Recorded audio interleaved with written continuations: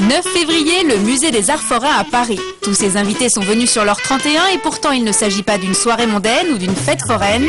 C'est juste une des plus grosses réunions jamais organisées d'empêcheurs de tourner en rond. C'est des gens qui n'ont pas envie que l'État fasse n'importe quoi sans qu'ils puissent s'exprimer et protester, oui. Derrière l'événement se cache l'association Contribuables Associés qui fête ce soir ses 20 ans. 146 000 membres à travers toute la France qui n'ont qu'un seul mot d'ordre, halte au gaspillage d'argent public. On est là pour faire réagir un petit peu les gens. Savoir exactement où passent les dépenses, où passe notre argent, c'est quand même important. Non, parce que les gens en ont ras-le-bol, on leur promet des choses et puis ça n'arrive jamais, quoi. En France, on est connu pour être des râleurs professionnels. On se considère comme des vaches à lait ponctionnées du matin au soir. Mais certains d'entre nous décident de se battre contre ces abus. Sans revêtir le masque ou la cape, quelques-uns sont devenus pourtant des justiciers de la République. Philippe Vénère, commissaire honoraire à la police judiciaire, porte bien son nom. Il juge certaines pratiques policières excessives. La machine me fait penser à un rouleau compresseur. Et ça, c'est pas de la justice. Benoît Taffin est l'ennemi du trop d'impôts. Quand on voit les dépenses inutiles, c'est vrai que ça met mal à l'aise. Robert Apéry, cet avocat, se lance dans une guerre contre la Poste. C'est un combat un peu solitaire, mais je ne désespère pas d'obtenir gain de cause. Pourquoi ont-ils décidé de se battre contre les injustices? Comment font-ils pour alerter leurs concitoyens? Immersion avec des super-héros modernes.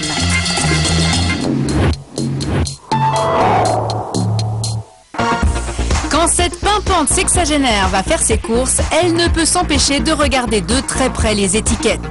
Benoît a une dent contre le gaspillage d'argent public. Souvent, quand les gens nous disent qu'ils ne payent pas d'impôts, ils ne se rendent pas compte qu'en achetant leur ampoule, ils donnent près de 20% à l'État. Sur mon ampoule à 1 euro, 16 centimes partent pour l'État. 16 centimes de TVA, une taxe appliquée à tous les achats. Et toute la journée, elle fait ses petits calculs, même quand elle se détend quelques minutes à une terrasse. Ici, c'est 8 centimes qui sont prélevés sur son café. Évidemment, ça pourrait paraître pas très spectaculaire, on paye 8 centimes de TVA. Mais enfin, un café, vous imaginez, au bout de la journée, sur tout ce qu'on a pu dépenser de euro par euro, je me dis que chaque fois que moi, je paye une taxe, je me pose la question de savoir si elle est bien utilisée. Alors, à force de voir impôts, taxes et prélèvements rythmer sa journée, Benoît a adhéré à une association. Et en mettant son nez dans l'utilisation des deniers publics, elle a découvert des gaspillages en pagaille que l'association se fait un malin plaisir à dénoncer dans son journal. Et je lis, au cours de l'été 2007, les participants à une compétition de cerf-volant dans les Cornouailles ont profité d'un barbecue bio offert sur les fonds européens. Passionnant, hein? Eh ben, c'est nos impôts. Autre exemple dans sa ligne de mire, le coût du Parlement français, 2,5 millions d'euros par jour. Donc c'est vrai que chaque fois qu'on met le doigt sur une dépense particulièrement scandaleuse, c'est une bonne façon de dire aux gens « votre argent n'est pas toujours bien utilisé ». Son but, alerter les citoyens et faire pression sur les pouvoirs publics. Ce matin, avec les autres membres de l'association, elle a regroupé 4 pétitions pour la baisse des dépenses de l'État. Par exemple, celle-là, c'est réduire les dépenses locales et les impôts. 39 000 signatures récoltées en quelques mois et par cartons entiers, elle les livre en personne au président. Et là, on porte nos pétitions sur la réduction de la dépense publique à l'Élysée, où se tient actuellement la conférence sur les déficits. C'est le moment ou jamais, non? Bonjour messieurs, dames. Bonjour. C'est vous qui étiez attendu à 15 heures. On a des pétitions et un courrier pour M. Sarkozy, donc... Ça se passe avenue Marigny, loge ouest. 7 cartons en tout sont livrés. On pourrait croire que tout cela ne sert pas à grand-chose, mais Benoît, elle y croit. Depuis 20 ans qu'elle milite, elle a déjà récolté quelques victoires. Il y a quelques années, c'était Fabius qui présidait l'Assemblée nationale. Il s'apprêtait à acheter un hôtel particulier pour agrandir l'Assemblée nationale. Ayant reçu 60 000 pétitions de contribuables lui demandant de ne pas faire cet achat, il y a renoncé. Pour Benoît, ces petits succès valent la peine de se battre. Mais revers de la médaille, elle y passe tout son temps. Philippe Vénère, lui, a passé 35 ans dans la police. Ce commissaire honoraire connaît bien ces rues où il a arrêté truands et trafiquants. J'ai quand même circulé plus de 35 ans professionnellement parlant. Hein. Donc on finit par connaître un peu. Et ce que le commissaire connaît très bien aussi, ce sont tous les rouages des forces de l'ordre. Pour lui, on a transformé les gardiens de la paix en agents du fisc. On va trouver tous les motifs possibles et inimaginables pour faire des PV. Vous avez l'exemple, voilà. Vous ne gênez pas plus, on va vous dire, ah ben vous n'aviez pas votre ticket rodateur, mais on en profite pour vous coller 2 PV à 11 €. 2 PV dressés à 18 minutes d'intervalle sur la même voiture, au même emplacement. L'un est pour non-paiement du stationnement, l'autre pour s'être garé en contresens de la chaussée. Philippe Vénère est excédé par ces abus. Du coup, il a choisi d'écrire un livre pour aider à contester les PV. Alors si vous mettez le sens d'un côté, puis après un PV au stationnement d'autre. Ah non, chacun s'occupe de ce qui est prévu. C'est-à-dire qu'il y en a qui sont prévus pour le stationnement, il y en a qui sont prévus pour tous les autres infractions. C'était pour ça. Quand il estime la contravention abusive, le commissaire connaît toutes les ficelles pour la faire annuler. On a 87 ici, c'est 67 ici. Donc finalement, ce PV est contestable parce que le PV, le lampadaire 4987 ne se trouve pas dans cette rue-là. Un ouvrage qui s'est déjà vendu à plus de 25 000 exemplaires. Un succès qui le rend particulièrement fier. Il y a des contraventions qui sont méritées, certes. Il y en a d'autres qui le sont beaucoup moins. Et c'est à ceux-là que je me suis adressé pour dire vous avez les moyens de vous défendre. Se défendre face à une administration qui, selon lui, est devenue une entreprise très rentable. Parmi ceux qui rapportent le plus, les radars comme celui-ci. Sur une longue ligne droite limitée à 50 km/h, cachée derrière un arbre en hauteur. En octobre dernier, il a flashé plus de 14 000 fois, un record national.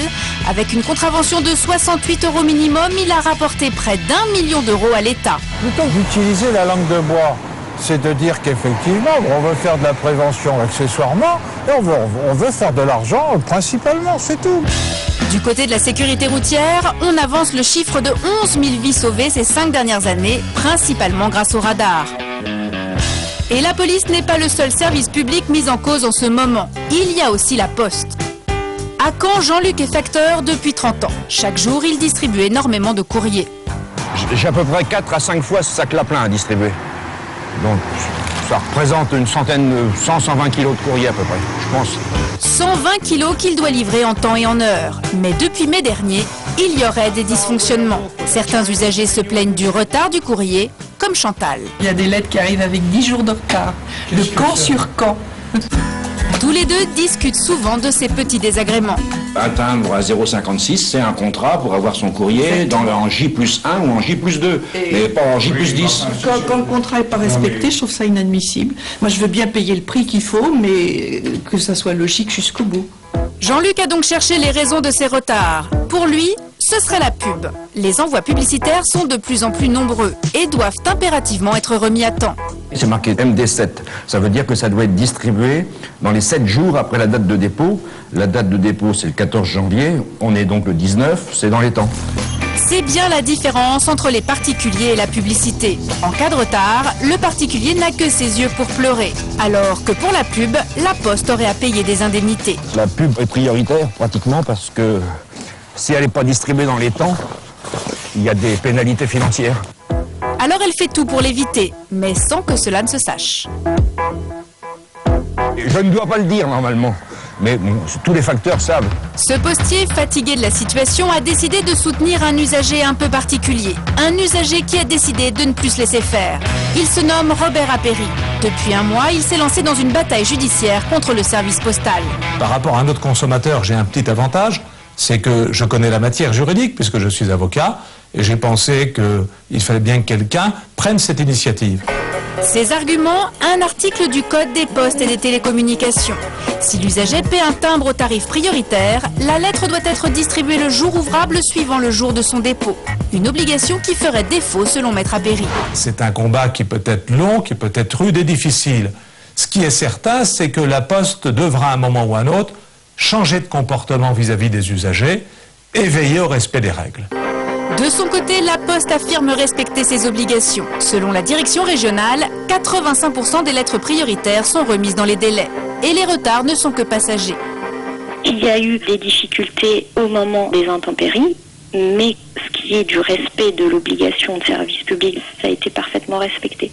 Pour rallier du monde à sa cause, Robert Apéry a décidé de créer une association. Benoît, elle, continue à récolter les pétitions. Enfin, le commissaire Vénère prépare son deuxième livre. Grâce à nos 3 amis, la France n'est pas prête de quitter la première place du podium des râleurs. Et à propos de PV, figurez-vous qu'un jeune homme s'est présenté